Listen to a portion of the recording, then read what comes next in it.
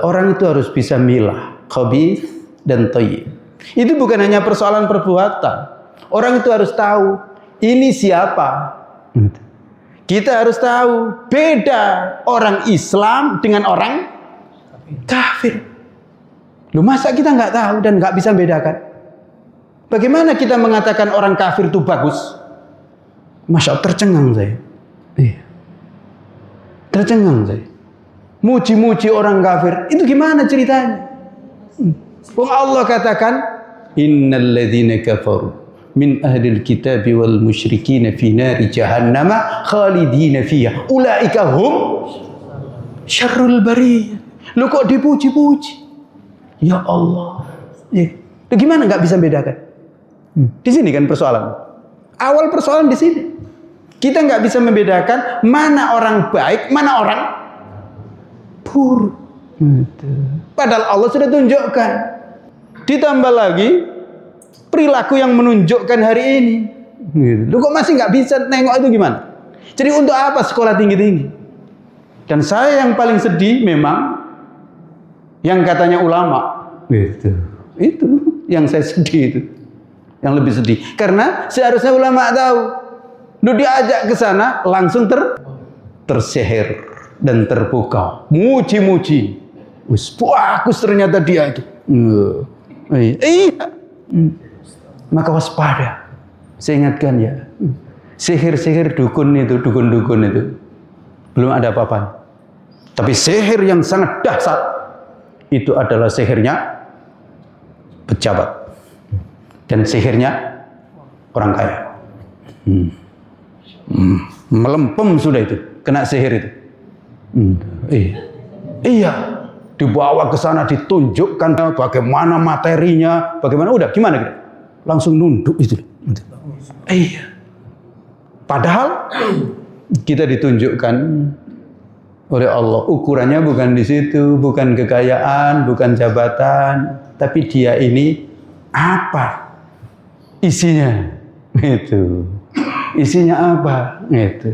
Meskipun dia kaya, tapi kalau ternyata kafir, lah nggak patut kita nunduk, itu nggak patut. Di situ. Oleh karena itu, Nabi Musa dan juga orang yang pada saat itu punya ilmu, saat melihat Korun bawa kunci itu gimana? Memang terbelalak semua, masya Allah. Ya nunduk sama Korun itu. Tapi kata orang yang berilmu, nah di sini seharusnya ulama itu. Kecil itu. Itu seharusnya di sini ulama itu, bukan malah oh iya bagus itu, bagus. La haula wala quwwata illa billah. Maka di sini sebenarnya awalnya itu. Berikutnya ya udah. Mengerikan memang itu. Meskipun ada yang bela begini-begini, tapi mengerikan. Isi perjanjian itu mengerikan. Bukan hanya persoalan soal makanan dan yang lain-lain.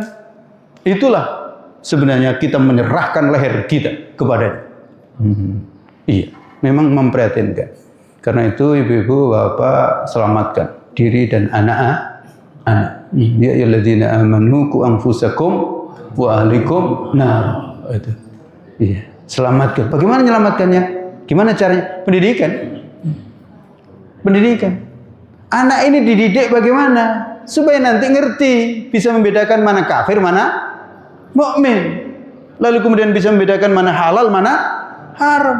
Jangan hanya dilihat rapornya, nilai matematika, jangan hanya itu. Sulit ijazah, iya. Karena nanti kita akan sulit memang megang agama ini. Kenapa? Karena dikuasai oleh mereka. Kenapa kok dikuasai mereka? Lah kita kasih peluang, perjanjian kita berikan, iya nggak apa-apa, masuk semua, silakan masuk semua. Lu kan kita sendiri yang salah kan? Kalau kita benar, tidak. Kami makan punya. Gitu seharusnya itu. Seharusnya dulu benar itu Bung Karno itu benar. Kita makan dari hasil sendiri. Wong kita ini kaya raya. Coba bayangkan gimana kita ini kaya tapi beras ngimpor itu. Nggak masuk akal. Benar-benar nggak masuk akal. Bahan-bahan baju ngimpor semua itu bagaimana ceritanya? Dan kita dijadikan pasar. Kita dijadikan pasar. Jumlah penduduk Indonesia semakin banyak sekali. Dan itu diakibatkan karena kita salah pilih.